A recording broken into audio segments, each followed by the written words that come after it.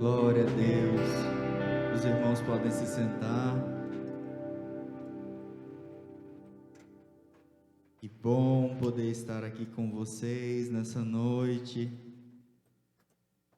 compartilhando a palavra do Senhor. E gostaria de pedir para os irmãos abrirem a Bíblia lá em Tiago, capítulo 1. Leremos o versículo 2, 3 e 4. Graças a Deus. Tiago, capítulo 1, versículo 2 em diante. O tema dessa mensagem que o Senhor colocou no meu coração é pressão. Nós vamos falar um pouco nessa noite sobre pressão. Meus irmãos, considerem motivo de grande alegria, o fato de passarem por diversas provações, pois vocês sabem que a prova da sua fé produz perseverança, e a perseverança deve ter ação completa, a fim que vocês sejam maduros e íntegros, sem lhes faltar coisa alguma. Aleluia! Eu li a versão NVI, pode estar um pouquinho diferente algumas palavras aí de vocês, mas eu acho interessante a clareza com que essa tradução das Escrituras apresenta para nós esse texto, principalmente essa conclusão, né? Que as diversas provações produzem perseverança e ela nos deixa maduros e íntegros, sem que tenhamos falta de qualquer coisa, sem ter nenhuma falta. Mas eu olhei no dicionário, né, o que quer dizer pressionar, e pressionar se refere comprimir, apertar, exercer alguma força sobre alguma coisa.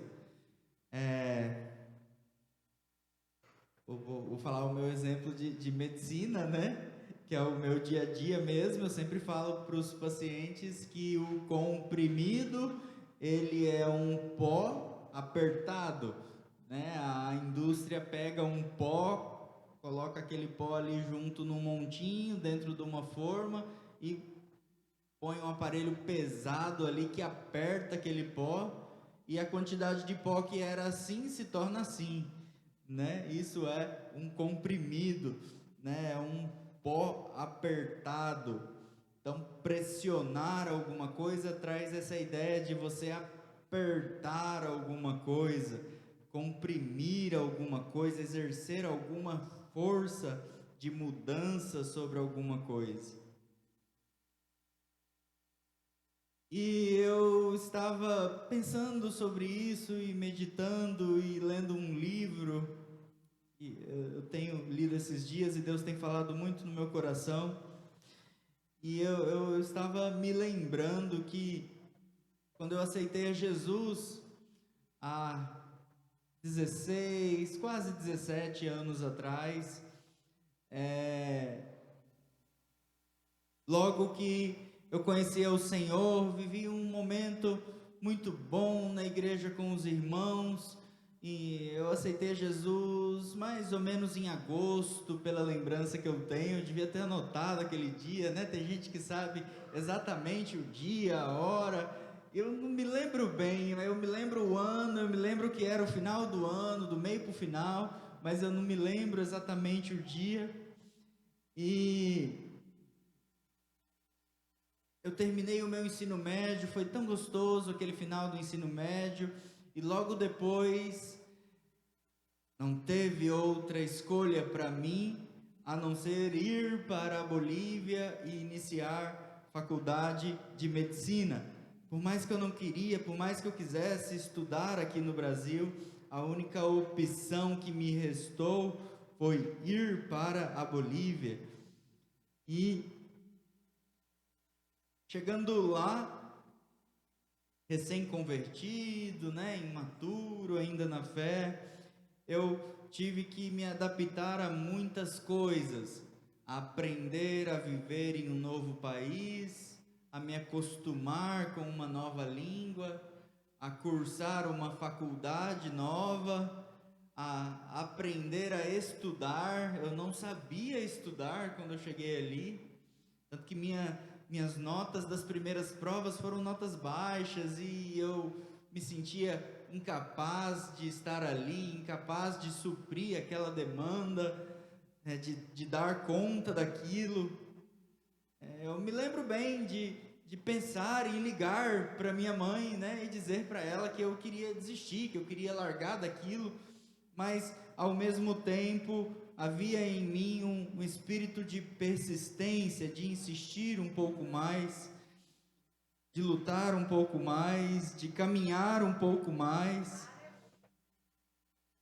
E aos poucos foi vindo luz na minha mente, eu fui conseguindo lidar com aquelas situações, eu fui conseguindo aprender melhor as coisas na faculdade, pegar os macetes dos estudos, de como eu tinha que me preparar para as provas, como eu gravava melhor aquilo que o professor ensinava.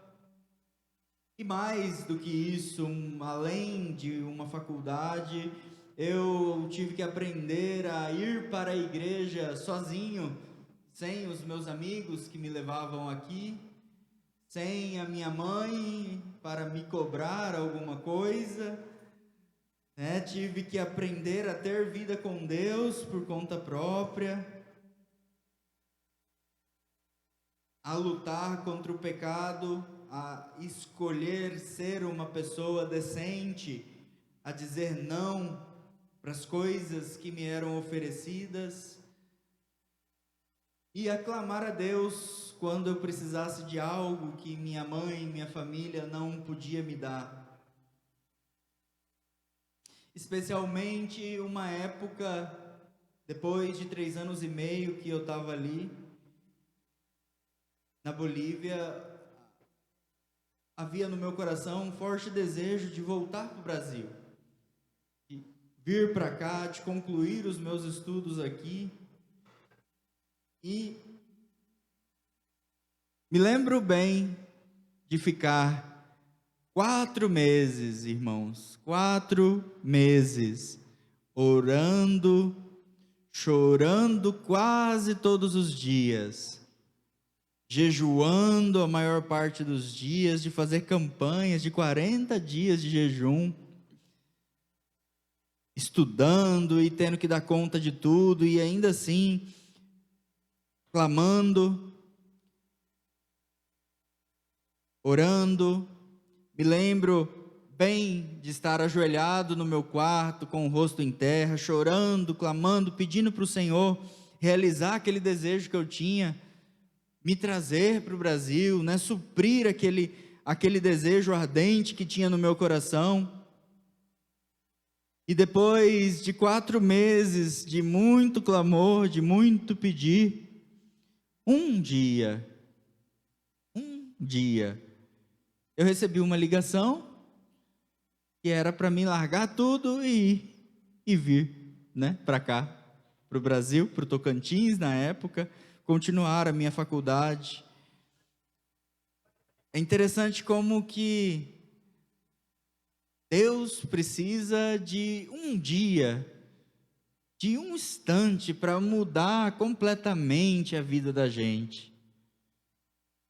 E eu amanheci com um desejo e um pedido, vivendo de uma forma, eu dormi vivendo de uma forma e amanheci com outra expectativa, vivendo já de outra forma, né? Deus mudou completamente a minha vida, o lugar onde eu morava, as pessoas com quem eu vivia, mudou tudo em apenas um momento.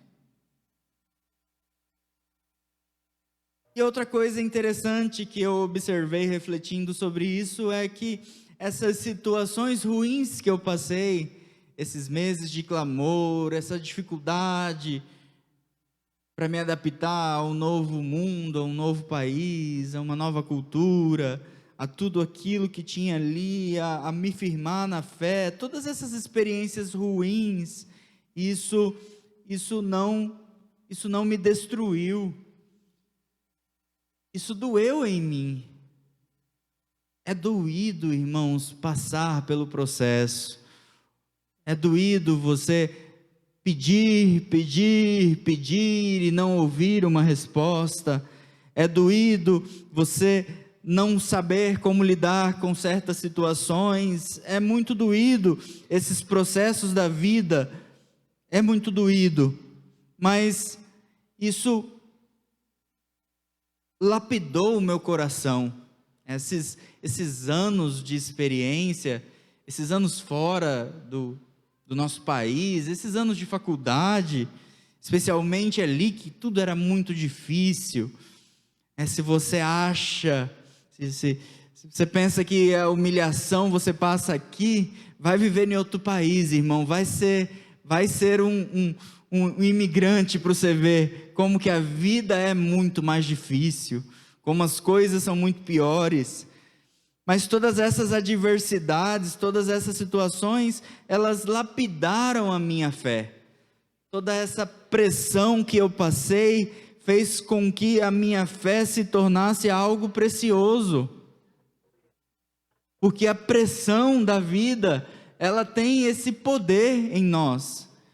Ela tem esse poder de nos transformar.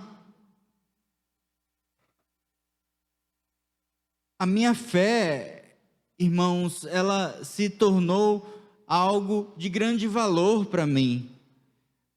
A minha história com Deus, ela se arrasta por 16 anos, poucos 16 anos para algumas pessoas, né, que tem uma vida, a irmã Sussu, irmão Nelo, né, que tem tantos anos de igreja, de vida com Deus, mas a minha história com Deus, ela é uma história de muitas pressões e provas, e talvez você olha e veja, né, bonito o nosso jeito, o nosso relacionamento com Deus, mas você não faz ideia do que nós passamos juntos, do que eu e ele passamos juntos ao longo dessa jornada.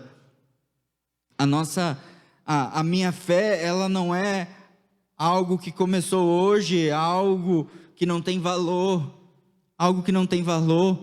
para mim é algo muito precioso, é algo que eu não jogo fora e que eu não me arrependo de um dia para o outro, não é uma decisão que eu tomei por um sentimento que eu tinha, não.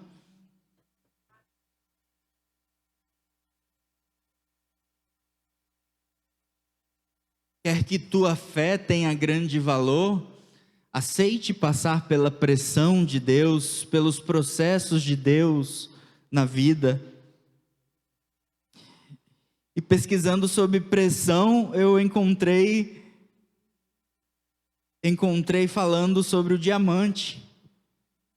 O diamante, ele é a substância natural mais dura que existe, conhecida pelo homem. Das coisas que são encontradas na natureza, a coisa mais dura que existe é o diamante. Ele é formado só por uma coisa, carbono. Só tem carbono no diamante. E carbono tem no grafite, por exemplo. O grafite, ele é só uma estrutura de carbono. Carbono tem no carvão, mas o carvão, se você dá uma apertadinha nele, ele quebra tudo. O grafite, se você está escrevendo um pouco duro ali com sua lapiseira ou com seu lápis, ele se quebra. A diferença é que a estrutura, apesar de ter a mesma coisa, apesar de tudo ser só carbono, tudo é só carbono, o átomo é só de carbono, mas a estrutura é diferente. A estrutura do diamante, os átomos de carbono, eles estão um em cima do outro, de uma forma como se estivessem formando uma pirâmide.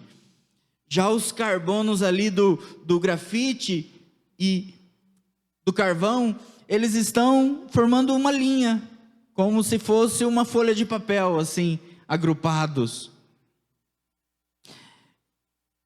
E para o carbono se transformar em diamante, ele passa por um processo de alta pressão.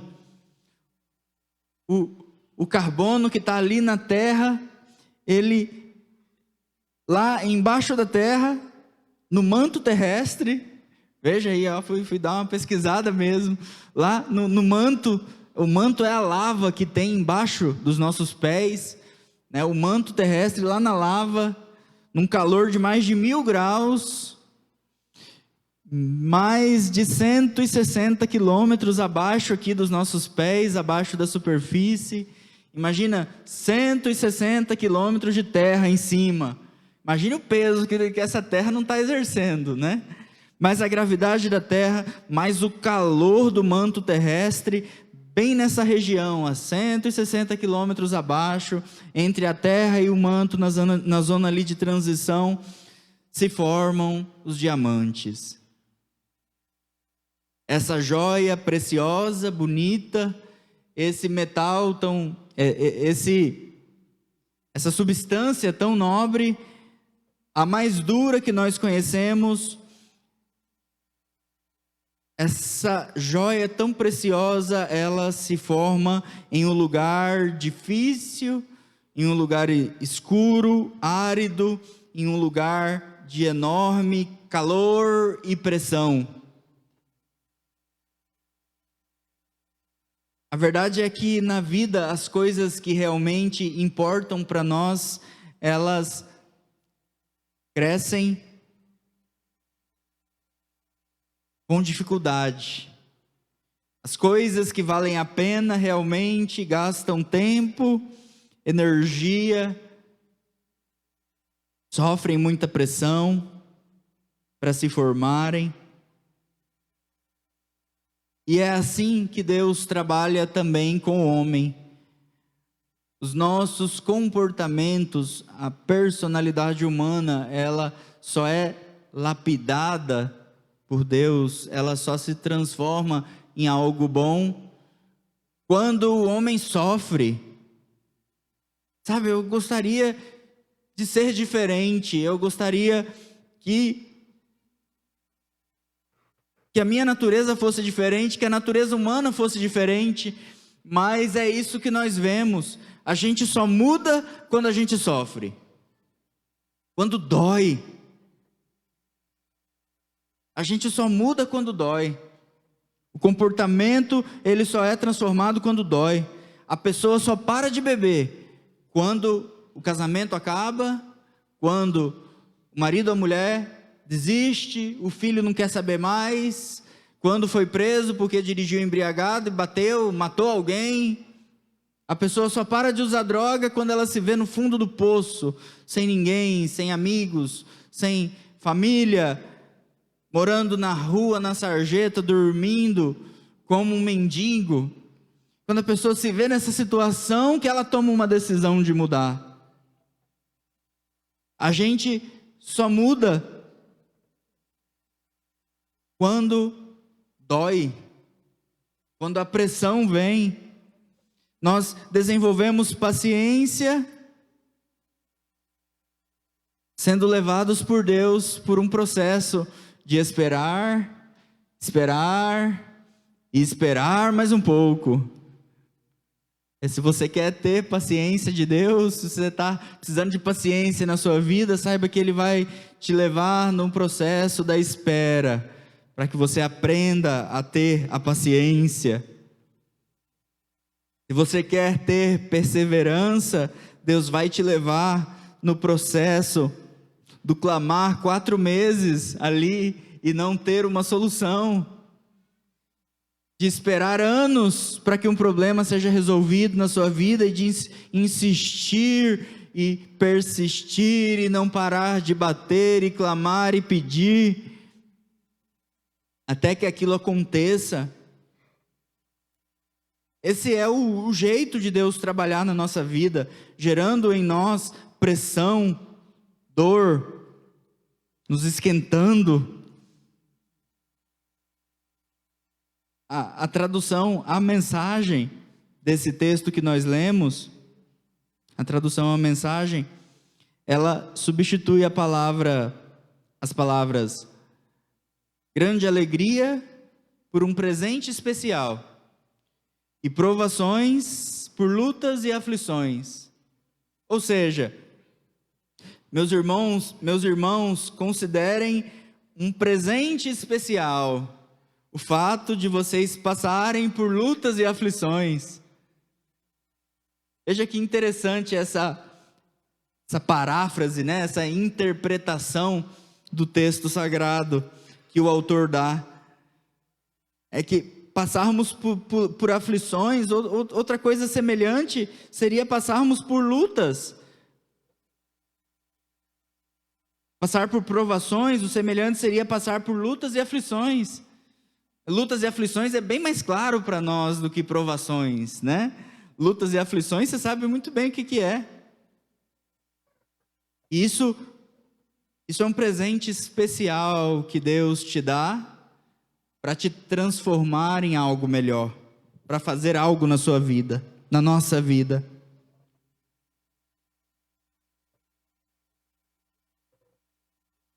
Sabe por quê, meus irmãos? A dor que nós sofremos, ela produz algumas coisas. A primeira, nós já vimos que é mudança. A dor gera no ser humano mudança. Quer ver alguém mudar? Deixe que ele sofra. Sabe por que nós nos sentimos tão mal depois que pecamos? Nós sofremos tanto quando desagradamos a Deus. E Ele não pode ser negligente a ponto de passar a mão na nossa cabeça e não deixar a gente sofrer depois de fazer alguma coisa errada. E é justamente por isso, porque a dor nos muda. O remorso, a dor do pecado, se sentir mal por aquilo que você fez, é o combustível para você mudar e parar de fazer aquilo. A dor produz mudança.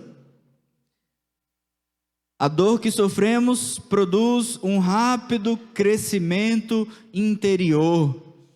As coisas ruins que nós passamos faz com que a gente cresça muito rápido, amadureça muito rápido. Sabe aquelas pessoas que às vezes você olha, tem 1 ano, 2 anos de igreja e é melhor que crente de 20 anos de casa? É isso aqui, é a provação que ela passou, é a luta que ela passou, foram as aflições que ela passou. Isso produziu nela um rápido crescimento. E a terceira coisa, a dor, as lutas e aflições, elas nos alavancam, elas nos empurram para o futuro que Deus tem para nós. Elas nos empurram para o futuro que Deus tem para nós. Sabe, irmãos, porque é tão bom ser crente, porque é tão bom servir a Deus, porque mesmo as coisas ruins, elas cooperam para o nosso bem. Mesmo as coisas ruins que a gente passa, Deus faz daquilo alguma coisa boa. Até com os nossos erros nós aprendemos. Deus faz da nossa dificuldade uma linda mensagem. Deus faz das nossas lutas da vida, sabe, do nosso casamento tribulado. Você que tem esse sofrimento, um lindo testemunho do poder de Deus, de como Ele é capaz de mudar a vida das pessoas e transformar as pessoas. É tão bom servir a Deus, porque nem a morte para a gente é perda, até a morte é vitória.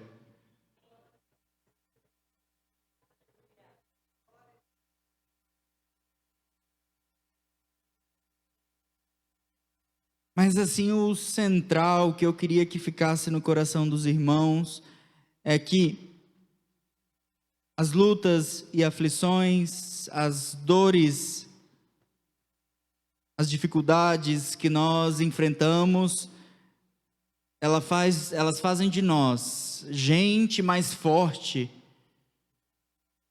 homens e mulheres fortes, pessoas de caráter, gente que não é mole, gente que não vive na areia, gente que vive em terra firme, gente que é crente porque é crente todos os dias, é crente e está servindo a Deus sempre. Não alguém que hoje eu estou aqui, amanhã eu vou ali na festa, daqui 3 meses eu volto para a igreja. Quem conhece a Deus e é provado por Deus e passa pelas lutas da vida e é provado no fogo, esse sim se firma na fé.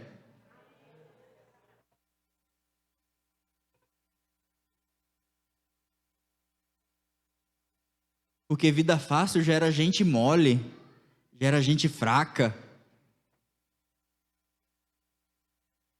Eu vi um texto que circulou aí na internet, eu acho que os irmãos devem ter visto, bolando as palavras hoje, e é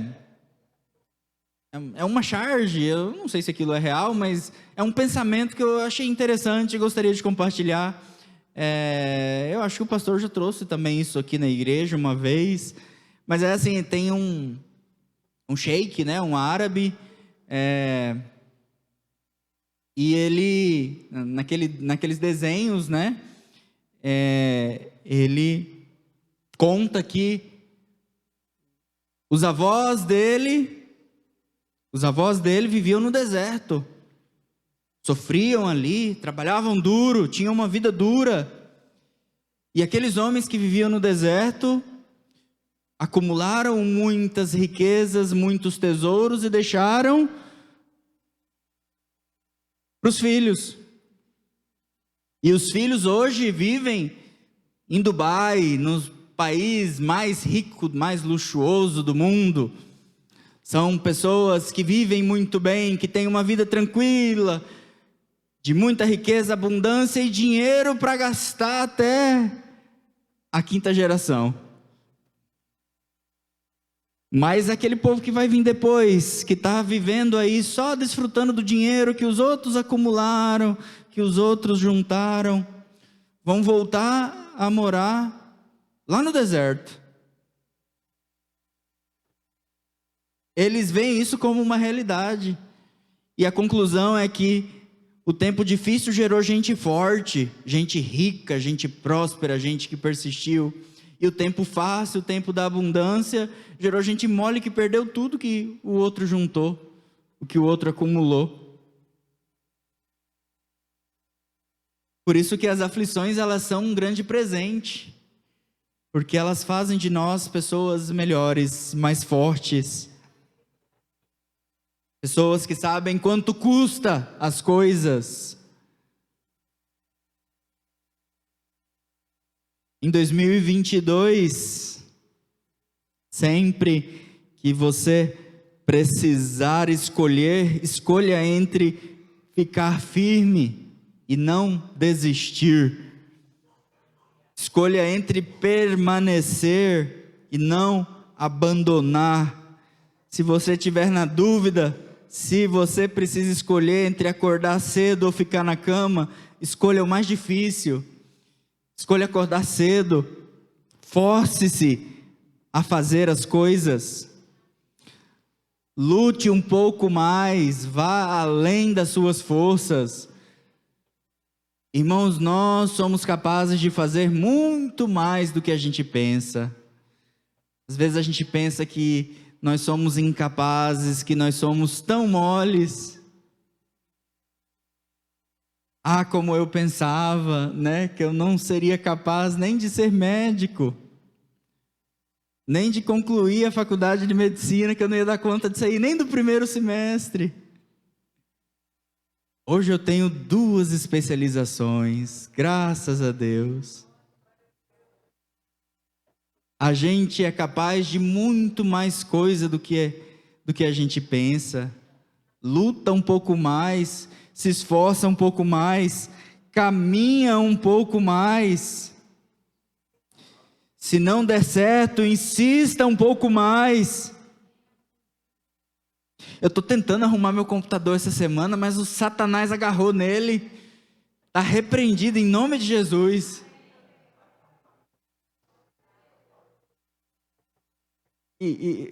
O computador caiu, quebrou a tela. Caiu não, né? Criança derrubou, quebrou a tela. Aí eu comprei a tela, o cara foi trocar a tela, quebrou o cabo da tela. Aí eu tenho que pedir o cabo, tenho que esperar o cabo chegar. Aí eu fui levar, aí ele não sabe arrumar a outra peça que quebrou. Aí eu levei no outro homem, o homem não queria pegar, porque o outro já tinha mexido.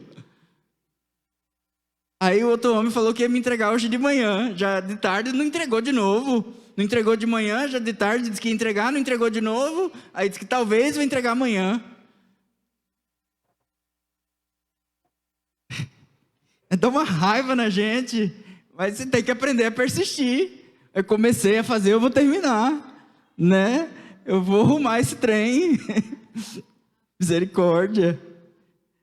A gente tem que persistir mesmo, tem hora. Eu fiz tantos planos, tem tantas coisas para me arrumar, e eu estava lá escrevendo no meu caderninho que eu tenho que fazer isso, tenho que fazer aquilo, tenho que fazer aquilo outro. E aí o Satanás agarrou nesse trem do computador aí e não me larga para me fazer as outras coisas que eu tenho que fazer. Mas em nome de Jesus, ele está repreendido, amarrado. Logo eu vou estar com esse computador bom na minha mão e vou estar continuando a arrumar as outras coisas, a fazer tudo aquilo que eu me planejei de fazer, porque o nosso Deus é o Deus da persistência e Ele quer que nós sejamos persistentes, que nós insistamos nas coisas, que nós não desistamos fácil, que nós sejamos gente que aguenta a pressão.